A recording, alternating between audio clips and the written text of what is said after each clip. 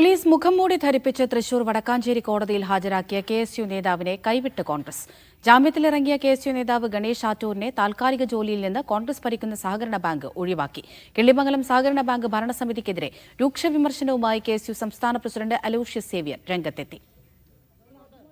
KSU നേതാക്കളെ മുഖംമൂടി ധരിപ്പിച്ച് വടക്കാഞ്ചേരി കോടതിയിൽ ഹാജരാക്കിയ സംഭവം ഏറെ വിവാദമായിരുന്നു.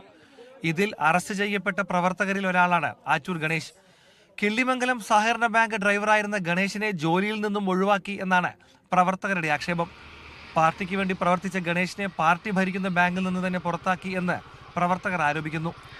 ഗണേഷിനെ സർവീസിൽ തിരിച്ചെടുക്കണമെന്നാവശ്യപ്പെട്ട് യൂത്ത് കോൺഗ്രസ് ചേലക്കര മണ്ഡലം കമ്മിറ്റി ബാങ്കിന് കത്ത് നൽകി. കോൺഗ്രസ് യൂത്ത് കോൺഗ്രസ് പ്രവർത്തകരെ കൈവിടുകയാണെന്ന് യൂത്ത് കോൺഗ്രസ് ചേലക്കര നിയോജക മണ്ഡലം കമ്മിറ്റി കത്ത് അല്ല, ആ വിഷയത്തിൽ ഇടപെടും. അത് ഞങ്ങൾ പാർട്ടിക്ക് ആഭ്യന്തരമായിട്ട് സംസാരിക്കേണ്ടത്. ജോലി തിരിച്ചെടുക്കാനുള്ള ഏർപ്പാട് ചെയ്യും. തീർച്ചയായിട്ടും അത് ഇടപെടും.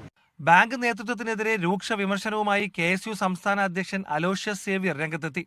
സഹകരണ ബാങ്കുകളുടെ തലപ്പത്തിരിക്കുന്നത് ചില മേലാളന്മാരാണെന്ന് അലോഷ്യസ് സേവ്യർ ഫേസ്ബുക്കിൽ കുറിച്ചു.